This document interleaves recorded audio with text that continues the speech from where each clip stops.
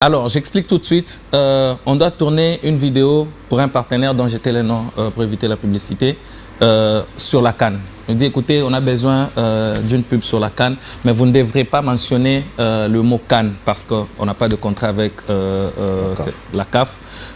Vous ne devrez pas, en fait, mettre en visibilité tout ce qui va faire comprendre aux gens que c'est la CAN directement, mais indirectement, oui. Donc, il fallait faire tourner la tête. Qu'est-ce que je me suis dit?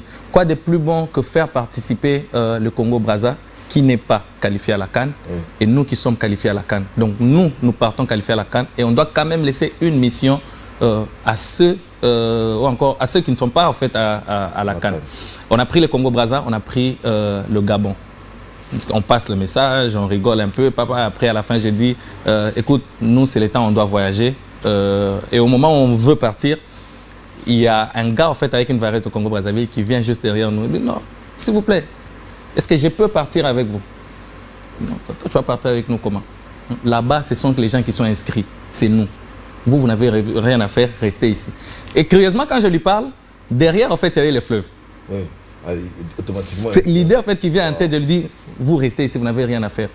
Surveillez le fleuve. Le comble est que la pub n'est pas passée. Le partenaire a refusé parce que j'avais en surplus en fait les drapeaux de la RDC. Il dit non, non, non, non, il faut la reprendre. On n'avait pas le temps de reprendre, mais nous on a été prudents. Dès le moment où j'ai dit, on a été malin plutôt. Dès le moment où j'ai dit surveiller les fleuves, les gens qui étaient à côté, ils ont grave ri. Il y avait un papa avec sa famille, ils ont grave ri. J'ai dit mais qu'est-ce qu'il y a de rigolo ici? Non mais le fait que tu dis surveiller les fleuves, j'ai dit ben on s'est décidé en fait de faire un autre contenu à part qui était pour nous. Dès le moment où le partenaire a refusé le contenu, nous on a pris notre contenu, on l'a publié directement.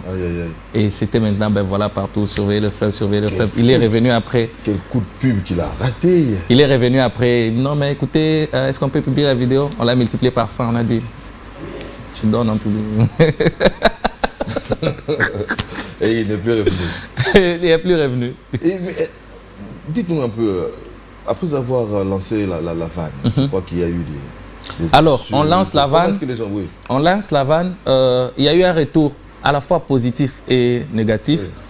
Mais merci, une fois de plus, je le dirai, à ceux qui ont pris cette blague positivement, ceux qui ont pu la répandre encore positivement. Merci à mon fils Serge Ibaka.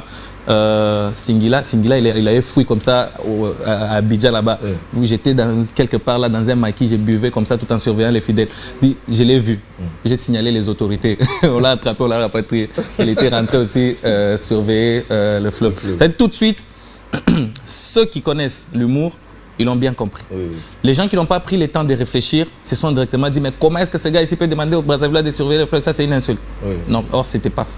Fraternellement parlant, nous on est en train de partir, nos très chers frères, on a un bien commun qui est le fleuve Congo, nous on part, tout ce qu'on vous demande c'est de laisser sur nous. Ils nous ont dit au début là-bas, oui partez, les touristes, vous n'allez pas traîner. Nous le problème c'était pas traîner ou quoi, nous on avait dit, dès le moment où on n'est pas là, même si c'est une minute, pendant les une minute, surveillez quand même les fleuves. Mais nous sommes des gens de parole, on les avait dit qu'on n'allait pas traîner, on allait faire un mois seulement, on n'a pas fait un mois. C'est sûr.